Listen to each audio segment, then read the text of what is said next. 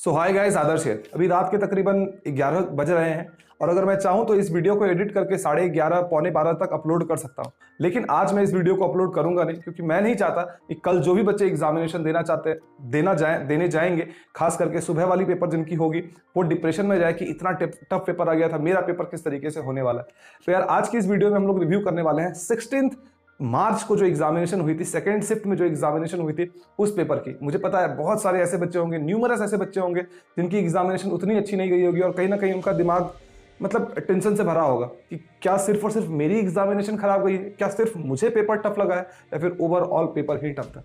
सबसे पहली बात मैं कहना चाहूंगा, अगर आप ओवरऑल पेपर को उठा के देखें, पिछले 4-5 साल के अगर ट्रेंड को उठा के देखें, अगर मैं ये नहीं कहूंगा कि हाँ सबसे टफेस्ट पेपर था, तो टॉप 3 पेपर अगर आप उठा के देखोगे तो आपको कहीं ना कहीं ऐसा महसूस होगा कि टॉप 3 टफेस्ट पेपर में कल का जो शाम का पेपर था वो भी आता है। तो सिंपल सी बात है कि कल सुबह जो एग्जामिनेशन हुई थी उससे जो शाम की एग्जामिनेशन हुई थी वो थोड़ी सी टफर लेवल पे थी। अच्छा, अब हम लोग एक एक करके बात कर लेते हैं यार, उसके बाद हम लोग एक्सपेक्टेड कट ऑफ के ऊपर भी बात कर लेंगे। एक और बात, काफी सारे लोग के अंदर बहुत सारे क्वेश्चन है, बहुत सारी चीजें आप पूछना चाहते हैं। आज मैं शाम को, यहाँ पे देखो स्क्रीनशॉट, मैं लिंक डिस्क्रिप्शन पे दे रहा हूँ, वहां पे जाके इनरोल कर लो। इनरोल मतलब नोटिफाई मी पे क्लिक कर दो, ठीक है। आज शाम को 8 साढ़े 8 बजे मैं आप लोगों के लिए एक सेशन लूंगा। आपके अंदर जो डाउट्स होगी वो डाउट्स आप पूछ लेना और थोड़ी बहुत पेपर डिस्कशन भी कर लेंगे हम लोग। पिछले 2 दिन में जो जेई मेंस की मैथमेटिक्स की जो पेपर हुई है वो चीज़ें भी हम लोग डिस्कशन कर लेंगे और लिंक मैं आप लोगों को डिस्क्रिप्शन पे दे रहा हूँ। अनअकैडमी पे हम लोग आज शाम रात मतलब कि 8-9 बजे हम लोग डिस्कशन करने वाले हैं, तो जाके इनरोल जरूर कर लेना। कर लेते हैं फिजिक्स की पेपर की, ठीक है। तो फिजिक्स की पेपर यार ओवरऑल अगर आप कहो तो फिजिक्स की पेपर मॉडरेट थी, या फिर आप कह सकते हो ट्रिकी क्वेश्चंस पूछे गए थे, इजी लेवल के क्वेश्चंस। अमूमन अगर आप देखोगे हर एक पेपर में 10-10-10 करके इजी नंबर ऑफ क्वेश्चंस पूछे जाते हैं, लेकिन अगर आप फिजिक्स के क्वेश्चन को देखोगे तो मुझे लगता है हार्डली इसमें 6 या 7 क्वेश्चंस ऐसे थे जो कि इजी लेवल के थे। बाकी सारे क्वेश्चंस जो थे वो या तो मॉडरेट थे या तो फिर हार्ड लेवल के क्वेश्चंस थे। ऑप्टिक्स से 2 क्वेश्चन पूछा गया, सेमीकंडक्टर से 1 क्वेश्चन, मॉडर्न फिजिक्स से 1 क्वेश्चन, न्यूक्लियर फिजिक्स से 3 क्वेश्चन पूछा गया। अब बताओ, न्यूक्लियर फिजिक्स से 3 क्वेश्चन पूछी गई। आरबीडी फिर से इस शिफ्ट में भी रोटेशनल डायनेमिक्स से 2 क्वेश्चन पूछी गई और केटीजीएन थर्मोडायनेमिक्स से भी हमारा 2 क्वेश्चन था, ठीक है। और बाकी सारे चैप्टर से 1-1 क्वेश्चन था, इसलिए मैंने उन सारी चीजों को डिस्कशन नहीं किया है। सेकंड हम लोग बात कर लेते हैं केमिस्ट्री की। केमिस्ट्री की पेपर भी अमूमन इजी पूछी जाती है। इस शिफ्ट पे जो पेपर था वो हम लोगों का मॉडरेट लेवल का आप कह सकते हो, बहुत ज्यादा इजी भी नहीं था, डिफिकल्ट भी नहीं था, मॉडरेट क्वेश्चंस थे। खास करके वैसे बच्चे जिनकी केमिस्ट्री से स्टार्ट हुई होगी पेपर, उनका थोड़ा सा पेपर अच्छा गया होगा रिलेटिवली, जिनका मैथ्स से या फिर फिजिक्स से पेपर स्टार्ट हुआ था, ठीक है। तो केमिस्ट्री की पेपर मॉडरेट थी। इनऑर्गेनिक से 9 क्वेश्चन थे, फिजिकल केमिस्ट्री से 11 क्वेश्चन और ऑर्गेनिक केमिस्ट्री से 10 क्वेश्चन पूछी गई थी। तो कह सकते हो कि ओवरऑल बैलेंस पेपर था और हर एक चैप्टर से 1-1 क्वेश्चंस दिए थे। तो मैं क्या ही बताऊं कि किस चैप्टर से कितने क्वेश्चंस पूछे गए थे। हाँ, ये कह सकता हूं कि बायोमोलिक्यूल से 1 क्वेश्चन थी, पॉलीमर से 1 क्वेश्चन थी और बाकी सारे चैप्टर आप ले लो, एटॉमिक स्ट्रक्चर से 1 क्वेश्चन, केमिकल काइनेटिक्स से 1 क्वेश्चन, थर्मोडायनेमिक्स से 1 क्वेश्चन, इलेक्ट्रोकेमिस्ट्री से 1 क्वेश्चन, पी ब्लॉक से 1 क्वेश्चन, डीएनएफ ब्लॉक से 1 क्वेश्चन। तो सारे चैप्टर से 1-1 क्वेश्चंस दी गई थी। तो केमिस्ट्री का पेपर बैलेंस पेपर था। जिन्होंने अच्छे ढंग से पढ़ाई करके गए होंगे उनकी पेपर अच्छी गई होगी केमिस्ट्री की। अब आते हैं भैया मैथमेटिक्स की बारी। तो मैथमेटिक्स की पेपर यार काफी सारे बच्चों की होश उड़ा दी होगी ये पेपर ने। इसलिए नहीं कि ये पेपर ऐसा बहुत ज्यादा डिफिकल्ट कर दिया गया था, इसलिए क्योंकि यार इसमें तुम्हारा बेसिक मतलब हर एक क्वेश्चन में तुम्हारा बेसिक ऑफ मैथमेटिक्स की भी जरूरत पड़ती।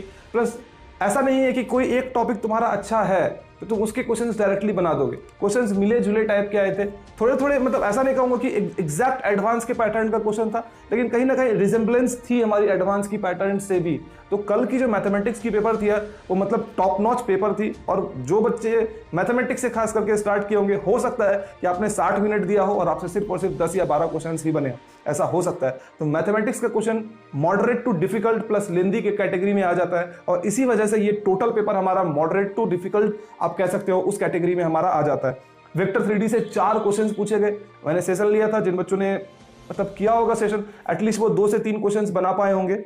स्टैटिस्टिक्स से 1 क्वेश्चन था, मैट्रिसेस एंड डिटरमिनेंट से 2 क्वेश्चन था, सीक्वेंस एंड सीरीज से 2 क्वेश्चन था, है ना। तो ओवरऑल पेपर यार मुझे लगा कि मतलब थोड़ी सी डिफिकल्ट साइड में थी। अनइवन हो गया यार पेपर, मतलब सुबह का पेपर किस तरीके का था, शाम का पेपर किस तरीके का हो गया। तो शाम के पेपर में यार मतलब मुझे ऐसा लगता है कि जिन बच्चों का 150 प्लस अगर आ रहा है, सच में अगर 150 प्लस आ रहा है तो आपको एक डिसेंट परसेंटाइल मिल जाएगी। मुझे ऐसा लगता है कि आपको एक डिसेंट परसेंटाइल मिल जाएगी। अब सुबह और शाम के पेपर में कम से कम अगर सुबह के पेपर में किसी को 157 आता है और आपको 150 भी आ जाता है तो 7-8 मार्क्स का अगर डिफरेंस भी रहता है तो सेम परसेंटाइल आपका बन सकता है, मुझे ऐसा उम्मीद लगता है। अब हम लोग बात कर लेते हैं एक्सपेक्टेड कट ऑफ की। तो जनरल कैटेगरी के लिए अप्रोक्सीमेटली अगर आपकी 80 मार्क्स आ रही है, 80 मार्क्स, तो आपकी कट ऑफ क्लियर हो जाएगी। आपको याद होगा मैंने सुबह के पेपर के लिए बताया था कि कट ऑफ 85, 86, 87 तक हो सकता है, तो इसमें मैं 80 बोल रहा हूं। तो देख रहे हैं 5-6 नंबर का यहां पे ही डिफरेंस लग रहा है। आपको लगेगा कि भैया 5-6 नंबर का ही डिफरेंस, मेरा पेपर तो बहुत ज्यादा डिफिकल्ट था। 5-6 नंबर का मतलब ये होता है 4-5 हजार या 7-8 हजार रैंक, तो आप उससे 7-8 हजार रैंक का डिफरेंस पढ़ सकता है, समझ रहे हो, इक्वल मार्क्स पे। तो वो छोटी डिफरेंस नहीं होती है। ईडब्ल्यूएस या ओबीसी के लिए अगर मैं कट ऑफ की बात करूं तो 62-63 के अराउंड आपकी कट ऑफ जाएगी, मुझे ऐसा लगता है, या 60 के अराउंड कह सकते हैं, अराउंड 60 की कट ऑफ होगी। एससी के लिए 47 और एसटी के लिए जो कट ऑफ होगी अराउंड 43, 44, 45 के अप्रोक्सीमेटली आप लोगों की कट ऑफ जाएगी। तो ओवरऑल पेपर आप लोगों को पता चल ही चुका होगा कि मैंने क्या बोला है, मॉडरेट टू डिफिकल्ट कैटेगरी में था। ऐसा क्यों हुआ? देखो, अगर आप कोई भी पेपर को उठा के देखोगे ना तो उसमें नंबर ऑफ क्वेश्चंस जो कि इजी पूछे जाते हैं वो तकरीबन 30 होते हैं। 35 क्वेश्चंस भी कई शिफ्ट में होते हैं कि 35 क्वेश्चंस इजी आ जाते हैं। अब बाकी बचे जो क्वेश्चंस होते हैं उसमें मॉडरेट भी होता है और हार्ड भी होता है। और कल वाले पेपर में सरप्राइजिंगली अगर आप देखोगे तो नंबर ऑफ इजी क्वेश्चंस जो थे पूरी पेपर को मिला के वो 20 से लेके 22 थे। 20-22 क्वेश्चन, मतलब हर एक पेपर में फिजिक्स, केमिस्ट्री, मैथमेटिक्स में 6 या 7 क्वेश्चन ही ऐसे थे जो कि इजी लेवल के थे। तो अगर आप 22 क्वेश्चन को सॉल्व कर लेते हो, किसी पेपर में सपोज 30 क्वेश्चन या 35 क्वेश्चन इजी आ रही है, तो उन 30 क्वेश्चन को सॉल्व करके आपका 140 मार्क्स आ जाएगा और 20 क्वेश्चन को सॉल्व करके आपके 80 मार्क्स आएंगे। 40 मार्क्स का डिफरेंस हो जाता है। और बाकी सारे क्वेश्चंस मॉडरेट या डिफिकल्ट लेवल के, तो वैसे बच्चे जिनकी प्रैक्टिस उतनी ज्यादा नहीं हुई है, खास करके क्लास 12 की ज्यादा प्रैक्टिस उन्होंने करी है, वहां पे उनको दिक्कत आ जाता है और डिफिकल्ट लगता है फिर पेपर, है कि नहीं। और खास करके अगर डिफिकल्ट क्वेश्चंस अगर आपकी पहले आ जाती है तो और भी ज्यादा मुश्किल हो जाता है अच्छा मार्क्स स्कोर करना। खैर, मैं बहुत ज्यादा इसके ऊपर भी डिस्कशन नहीं करूंगा। आज शाम को मैं आप लोगों के लिए एक सेशन लेने वाला हूं। आपके अंदर जो भी क्वेश्चंस होंगे वो सारे क्वेश्चंस आप मुझसे पूछ सकते हैं वहां पे, और लाइव आऊंगा यार मैं, तो कोशिश करना समय पे आ जाओ जिस वक्त भी होगा। मेरी खुद की भी एग्जामिनेशन चल रही है, बट स्टिल 1 घंटा मैं किसी तरीके से आप लोगों से कोशिश करूंगा कि बात करूं, इंटरेक्ट करूं, डिस्कशन करूं कि क्या क्या चीजें चेंजेस हो रही हैं, कितना आप लोगों को और आगे क्या करना चाहिए। तो लिंक मैं डिस्क्रिप्शन में दे रहा हूं, इनरोल करना बिल्कुल ना भूले। हर एक बच्चा इनरोल करेगा। आई वांट कि 1000 बच्चे वहां पे आए, 1000 बच्चों के साथ मेरी इंटरेक्शन हो, 1000 टाइप के क्वेश्चंस होंगे, 1000 बच्चों की डाउट सॉल्व हो जाएगी। तो everyone have to come. Link मैं डिस्क्रिप्शन में दे रहा हूं, और कोड अगर मांगे तो कोड मेरी यूज कर लेना, आदर्श बर्णवाल। आदर्श बर्णवाल इज माई कोड। तो जाओ और ज्वाइन करो मेरे साथ। आज शाम के 8 बजे या 8:30 बजे जो भी समय होगी हम लोग आपसे मिलते हैं। और टेलीग्राम को भी मेरे ज्वाइन कर लो, मैं वहां पे आप लोगों को नोटिफाई करता रहूंगा। चलो बाय बाय।